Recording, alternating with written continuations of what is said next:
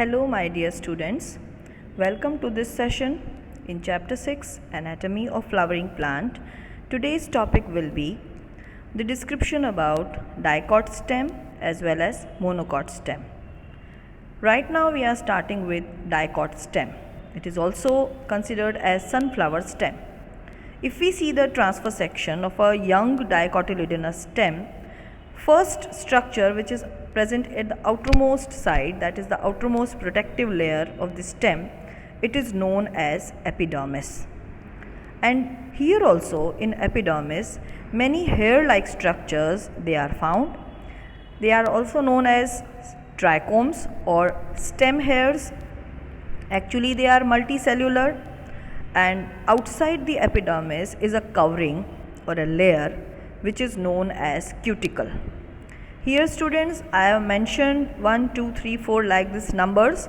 So in this point wise you have to describe this topic. So right now we have understood about cuticle. It is the waxy layer which is present outside the epidermis. Even in the epidermis few stomatas may be found. The cells which are arranged in a multiple layers just between epidermis and pericycle, it constitute a cortex. So cortex is not that much well defined, but it is having very few layers. Now it consists of three subzones. They are the outer hypodermis, here also hypodermis is present, and it consists of few layer of collenchymatous cell. So collenchyma is present just below the epidermis, and its function is to provide mechanical strength to young stem. Next part is of cortex. As I have said to you, the cortical layer just below the hypodermis, it consists of round and thin walled parenchymatous cell. Cortex is always parenchymatous, and these cells are always loosely packed. That means intercellular spaces they are also found. Then the innermost layer of cortex is endodermis. The endodermis are rich in starch grains. This is the speciality of sunflower stem. It consists of starch grains, and therefore it is referred to as starch sheath. So this is the peculiarity of sunflower stem. Then it is followed by pericycle. Another term is pericycle. It is present just near to the endodermis towards inner side and just above the phloem, which is in the form of semi-lunar patches of sclerenchyma. Semi-lunar patches, ये बिल्कुल lunar word is related to moon. So जो half moon होता है उसकी structure similar है. So these parenchyma they are in the these phloem they are in the form of semi-lunar patches of sclerenchyma. Just near to the phloem, these sclerenchyma they are found. Now in between the vascular bundles, there are few layers of radially placed parenchymatous cells which constitute medullary rays. So this is also a special feature here, the presence of medullary rays, and here they are arranged in a radial pattern, means just like radius is present from center to the periphery. Similarly, these medullary rays they are found towards center up to the periphery side, but they are present between the two vascular bundles. Now here if we describe the vascular bundle, these are arranged in a pattern of ring. I will show you in the diagram. The ring arrangement of vascular bundle is the main characteristic feature just to identify the dicot stem. Okay. Now each vascular bundle, it is conjoined and open type. We have described these terms earlier. Conjoined means xylem and phloem they are found on the same radii. Then these are open because cambium is found between xylem and phloem, and the endarch condition is present. Why endarch condition? Because protoxylem is found towards center and metaxylem is found towards periphery. So this is the endarch condition. Then even large number of rounded parenchymatous cells they are found with large intercellular spaces which occupy the central position of the stem, and that's why it is known as pith. So these were certain characteristic features of dicot stem.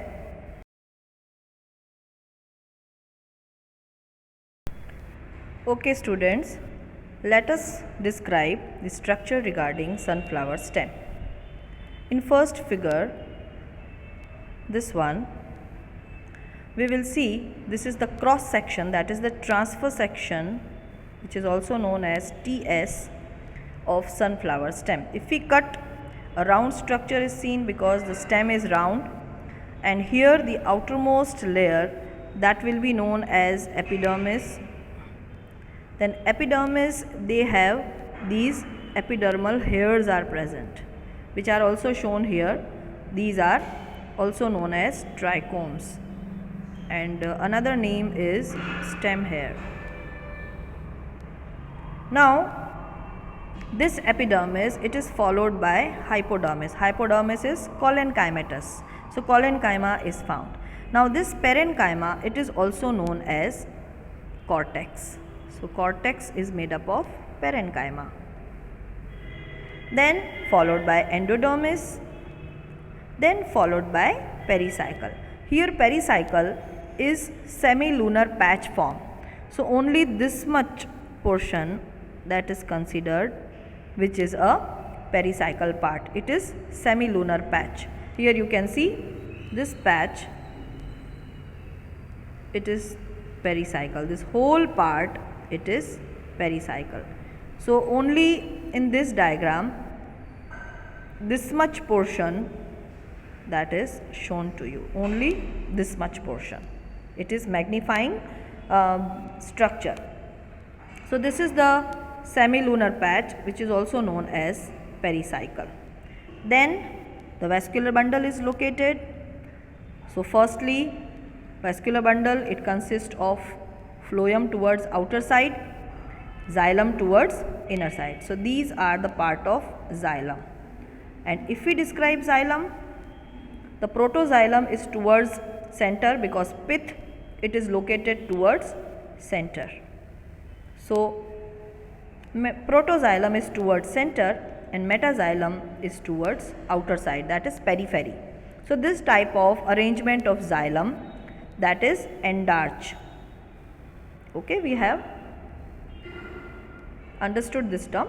So endarch condition, and cambium is present between phloem and xylem. So you will see these dividing cells. So this portion, that is known as cambium. It is separating phloem. So this portion is of phloem and this whole structure is of xylem. Now if we see this diagram here, the medullary rays, they are found between vascular bundle. So this is vascular tissue, this is 1 and this is 2. So this portion, it consists of medullary rays. So it is radially arranged. Right now we have described in the previous slide. So this portion between every vascular bundle, it consists of medullary rays. So medullary rays are found between the two vascular tissues. Okay, I am not showing you in every vascular bundle, but now you have understood. Now pith, it is centrally located, and you can see a larger area of pith that is seen, which is made up of parenchymatous cell. So this is the understanding regarding this structure. Now in next slide I will show you how to draw, which diagram to draw. Okay, so I have explained you what are the different features which are found in sunflower stem. So this diagram is concerned with sunflower stem or dicot stem, and these are the structures which are found in same pattern. The outermost layer is epidermis, and epidermis give rise to multicellular trichomes, also known as stem hairs, then followed by collenchyma, which is a part of hypodermis, then cortex, and then endodermis, pericycle, then these are the vascular bundles, Then between the vascular bundles, medullary rays are found, and vascular bundles, they are of conjoint open type because between the vascular tissue, cambium is present and centrally the pith is located. So this diagram is only important to draw in your classwork. Now the next topic is regarding monocotyledonous stem or maize stem. The maize stem has actually sclerenchymatous hypodermis, and hypodermis is always located just beneath the epidermis. So epidermis is definitely present, but here only those structures are given which are not similar to sunflower stem. So actually they are differentiating features, but epidermis will be present, then followed by hypodermis, which is here sclerenchymatous. This you have to remember. Then large number of scattered vascular bundles they are found. This is also one of the identification. And each vascular bundle is surrounded by a sclerenchymatous bundle sheath. So it is protected by sclerenchymatous cells. And even they are large. Conspicuous parenchymatous ground tissue is found where the space is filled by parenchyma. Now if we describe the vascular bundles, they are conjoint and closed type. Conjoint we all know, xylem and phloem, they are found on the same radius, but why they are closed? Because cambium is absent. This is also one of the difference. Then if we see the diagram, peripheral vascular bundles, they are generally smaller than centrally located vascular bundles. Then this feature, phloem parenchyma, is absent. This is also one of the important feature. Here phloem parenchyma is absent. And water containing cavities, they are present within the vascular bundles. The name is not given here, but I will tell you the name. It is known as lysogenous cavity, where many of the protoxylem they unite and they form a large cavity which is known as lysogenous cavity. So all these structures they are observed in monocot stem. Okay, let us see the description regarding monocot stem. So in this way we can see here figure 6.7, transfer section of stem A. I will be cancelling here this thing because in this diagram this is not shown. It is the transfer section of monocot stem. Now if we see the cut section, the stem is always circular. So this type of cut section we will found, and the outermost layer it will be epidermis as always, but here no hairs are found. Stem hairs are absent. This you have to mention. Then epidermis is followed by hypodermis. Here hypodermis is sclerenchymatous. So I am writing over here sclerenchymatous. Okay, there is no space, so I have written in short. So sclerenchymatous hypodermis is followed after epidermis. Then if you see the vascular bundles, first of all let us see this diagram. These vascular bundles which are found at the outer side, these all are vascular bundles. So these are smaller in size as compared to these vascular bundles which are found in the center. They are comparatively larger in size. So at periphery these vascular bundles they are smaller, and at inner side they are larger, and they are scattered. There is no specific arrangement as we have seen in sunflower stem. The vascular bundles were present in ring, but here the vascular bundles they are scattered. This is also another difference. Now if we see the magnified diagram, so if we only see this much portion of the diagram, then this particular diagram will show you the magnified view. So epidermis, outermost layer, followed by hypodermis, then these are the vascular bundles which are present. This is the outer one, this is the inner one, and in this way these phloem and xylem they are found. So phloem is located towards outer side. So this is the position of phloem, and these are the xylem, in which these are metaxylem and this is protoxylem, and these are forming the cavity, which is not shown over here. It is not clear, but you can remember this. And the remaining portion where these structures they are found, they are the parenchymatous cells, which are loosely bound, having intercellular spaces, and they are forming the ground tissue. So here actually no bifurcation of endodermis or pericycle or medullary rays or pith, it is not specific, but only the name which is given, that is ground tissue. Okay, the central cells they are comparatively bigger in size, and the peripheral cells in ground tissue they are smaller in size, but no specification of all these layers. Okay, so in this way we can describe the monocot or maize stem.